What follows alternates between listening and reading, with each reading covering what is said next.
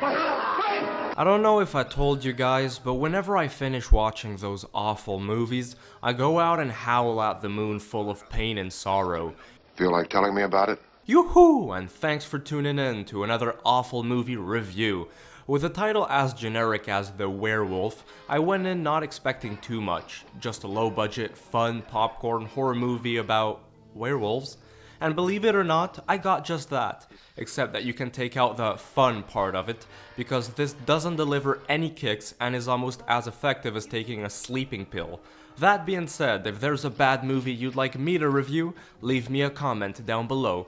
Don't forget to like this video, subscribe, let me know your thoughts and feelings on The Werewolf. It'll be an act of charity. The story starts out tolerable, nothing spectacular, before becoming crap. But am I just asking too much from the director who brought us the instant golden cinematic masterpiece that is The Giant Claw? At this point, it's like asking an orangutan to design and build a skyscraper.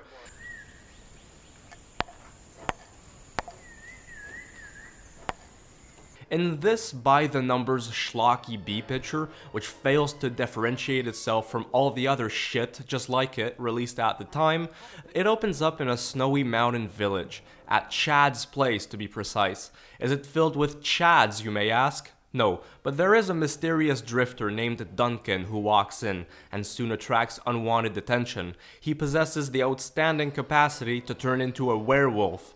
Werewolf?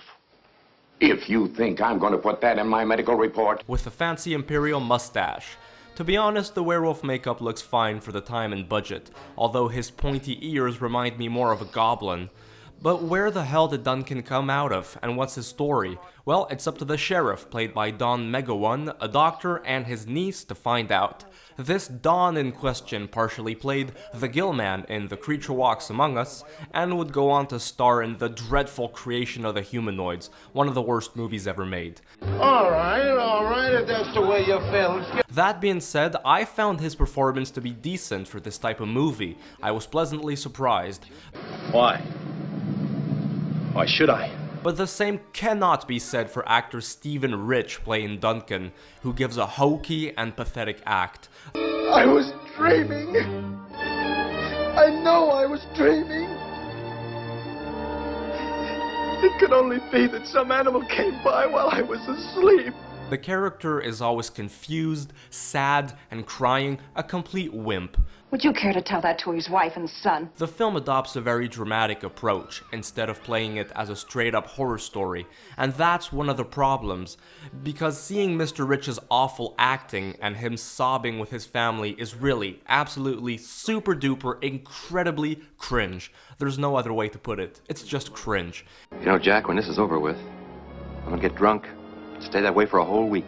After that scene where they say their goodbyes before he turns into a werewolf and kills people, the wife and son are never seen again, which is all the more confusing considering the wife really insists on being involved in all this.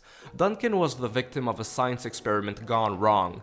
We are briefly told he had a car accident.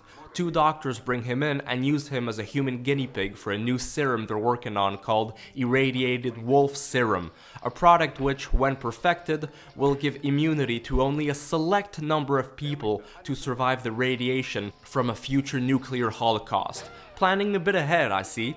And turning into a werewolf is just an unpleasant side effect. These things happen, I guess. Morgan, what have you done? Done? Accomplish is a better word, Emery. Well, this is no traditional werewolf which turns during a full moon and can only be shot dead with a silver bullet.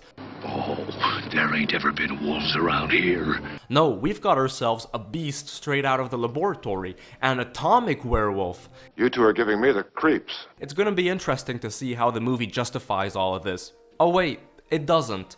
The cheesy, far-fetched, but interesting science fiction elements are quickly put to the side as the cringe-inducing drama, the boring dialogue, the mostly stiff acting, and the general lack of punches and tension come in and ruin this crappy werewolf movie. Near the end, the film reenacts a scene from James Whale's Frankenstein. Everyone picks up their torches and chases the werewolf. I'm shocked they didn't burn down the entire forest doing so. We'll wait till it's light. Let's go back.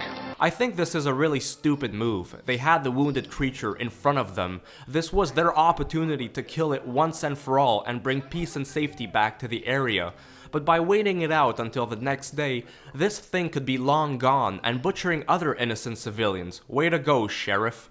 So overall, this is a lazy horror movie which could have done much better. If you're not gonna make a film which is thought-provoking, then at least make it a fun and entertaining watch. Sadly, The Werewolf is neither one nor the other, which is why I say, what an awful movie.